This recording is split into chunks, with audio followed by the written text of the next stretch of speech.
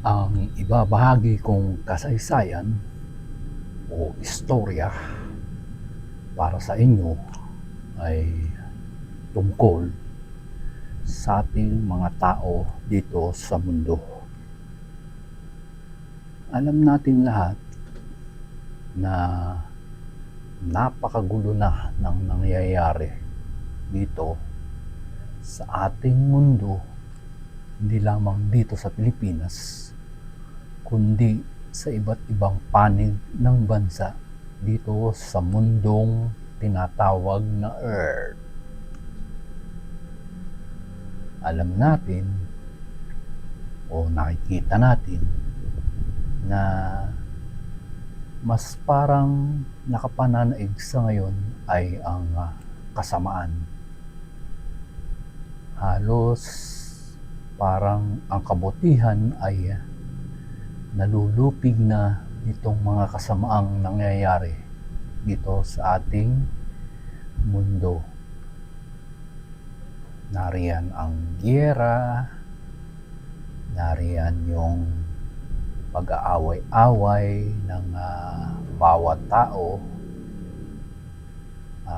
dito sa kanyang sarili mong pamilya, sariling komunidad, at sa mga bawat bansa. Hindi maikakaila na ang pangyayaring mga ganitong bagay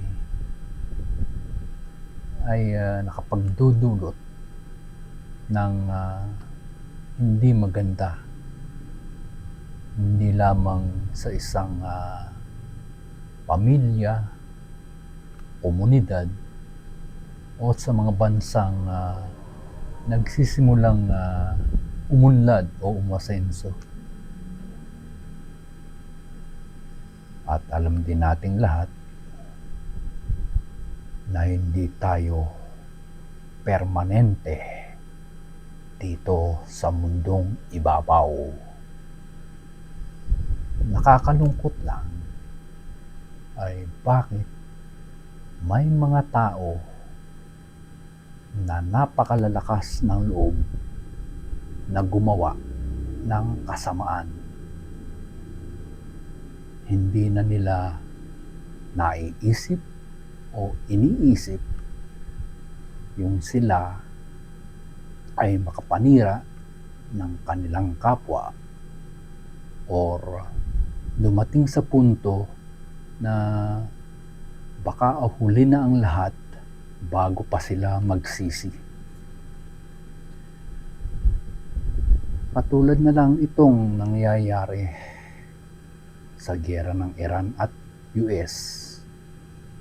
Ang daming pinapahirapan ito, hindi lamang dito sa Pilipinas, kung hindi sa ibang panig pa ng mundo. Itong nangyayari sa atin ngayon, sa ating lipunan, sa gobyernong ito. Bakit may mga tao na kung sino pa yung masasabi natin na nasa katungkulan, may pinag-aralan, ay sila pa yung gumagawa ng hindi magagandang gawain o bagay para lumubog ang isang bansa o ang isang lugar na kanilang pinamumunuan.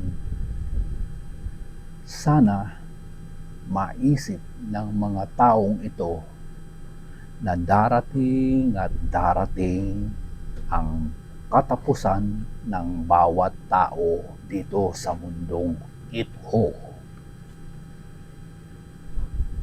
Pero hindi nga natin lang alam kung kailan tayo mawawala dito sa mundo.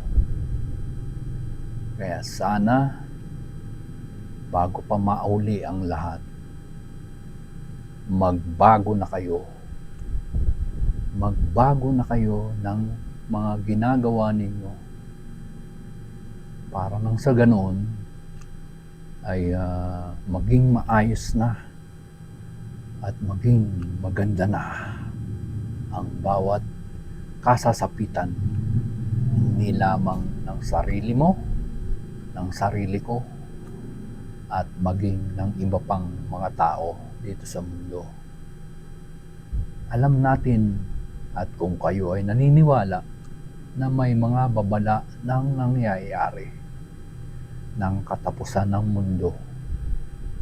So kung kayo man ay walang pakialam at hindi nangangamba sa mga ganitong bagay, sana ay mapag-isip-isip ninyo.